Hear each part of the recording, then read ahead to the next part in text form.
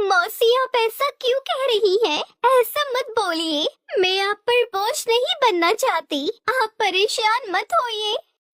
हिमालय के जंगल में टुनटुनी चिड़िया अपनी बूढ़ी माँ टूनी चिड़िया के साथ रहती थी। लेकिन कुछ समय पहले टुनटुनी चिड़िया की माँ टूनी चिड़िया लंबी बीमारी की वजह से गुजर चुकी थी। टुनटुनी की माँ टूनी चिड़िया बहुत अच्छी चिड़िया पक्षी थी। वो अपनी बेटी का बहुत ख्याल रखती थी और अपनी बेटी की हर ख्वाहिश को पूरा करती थी, जिसकी वजह से उसकी बिटिया टुनटुनी चिड़िया अपनी माँ को याद करके बहुत ज्यादा रो रही थी। जंगल में रहने वाले पक्षी उसे दिलासा देते हुए कहते हैं, ओ मत रो टुनटुनी बिटिया, तुम अपने आप को संभालो। मैं तुम्हें अभी तुम्हारी मौसी सुंदरी कौवी के पास छोड़ आता हूँ। तुम मत रो टुनटुनी चिड़िया, तुम्हारा यहाँ अकेले रहना ठीक नहीं रहेगा।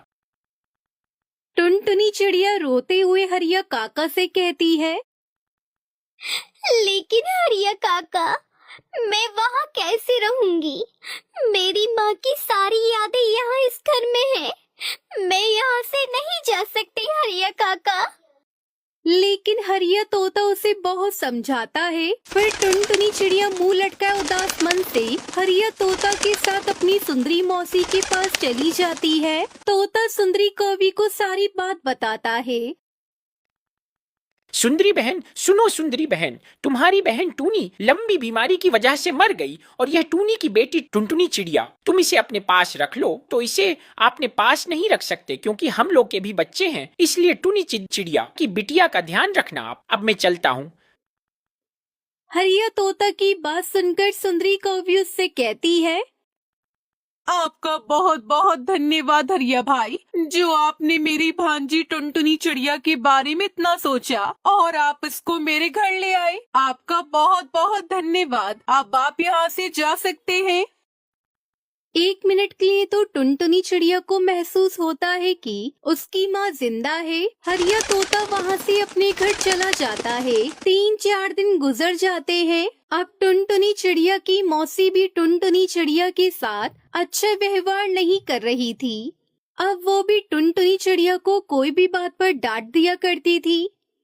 पता नहीं कहाँ से मेरे ऊपर बोझ बनकर आ गई है। वैसे भी महंगाई का जमाना है, उसमें तू भी मेरे ऊपर बोझ बन गई। कहाँ से खर्चा उठाऊंगी मैं तेरा? जब तेरी शादी होगी तो कौन खर्चा करेगा? मेरी तो बिल्कुल भी समझ में नहीं आ रहा। खुद की माँ छोड़कर मर गई मेरे ऊपर। मौसी आप ऐसा क्यों कह रही हैं? ऐसा मत बोलिए, मैं आप पर बोझ नहीं बनना चाहती, आप परेशान मत होइए। कुछ महीनों बाद सुंदरी कौवी टुनटुनी चिड़िया से घर का सारा काम करवाती थी। खुद अपने बेटे जग्गू के साथ मजे से सोती थी। 1 साल तो ऐसे ही गुजर जाता है और एक दिन टुनटुनी चिड़िया सोकर उठती है तो देखती है कि सुंदरी कौवी और उसका बेटा जग्गू कौवा नदी पर पानी पीने गए हैं। उसे बहुत जोर की भूख लगी थी। घोंसले में थोड़ा सा दाना बचा था। टुनटुनी चिड़िया वो दाना खा लेती है। नदी पर से सुंदरी कौवी भी अपने बेटे के साथ वापस अपने घर आ जाती है और घर में दाना न पाकर उस पर बहुत गुस्सा होती है। अरे वाह टुनटुनी बिटिया उठ गई। ये क्या, घोंसले में जो दाना था वो तुमने खा लिया? ये तुमने क्या किया? हम लोग तो भूखे ही हैं। तुम तो कुछ काम वाम करती नहीं हो और सारे दिन बस खाना खाने पर ही रहती हो। जाओ जाओ, अब दाना ढूंढ कर ले आओ मेरे लिए, वरना मैं तुम्हें बहुत पीटूंगी। और टुनटुनी, जंगल से जाना तो कुछ तिनके भी लेकर आना, वरना मैं तुम्हें आज रात को बहुत पीटूंगी और घोंसले में सोने भी नहीं दूंगी। जा, मेरी बात क्यों सुन रही है? सुंदरी मौसी, इस घोंसले में तो थोड़ा सा ही दाना था। अगर आपको दाना चाहिए तो मैं जाती हूँ, आप ये गुस्सा ना करें। सुंदरी मौसी, मैं जग्गू को भी ले जाऊँ अपने साथ? सुंदरी मौसी, जग्गू भी थोड़ा उधर मौज मस्ती कर लेगा। हम लोग खेलते कूदते दाना वाना सब ले आएंगे साथ में।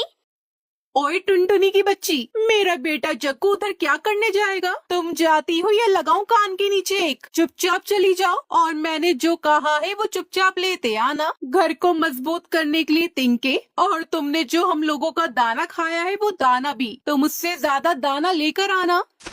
डरती डरती टुनटुनी चिड़िया अपनी मौसी के डर से वहाँ से चली जाती है। बेचारी टुनटुनी चिड़िया सारा दिन काम करती है, लेकिन उसकी मौसी सुंदरी कौवी उसको पूछती भी नहीं थी। रात हो जाती है। सुंदरी कौवी टुनटुनी चिड़िया से कहती है, टुनटुनी, अरे ओ टुनटुनी, आज से तुम घोंसले में नहीं सोओगी, क्योंकि 1 साल से तुम यहाँ पर आई हो। इसकी वजह से मेरा बेटा जग्गू चैन से सो नहीं पाता। तुम चुपचाप आज डाल पर जाकर सो जाना।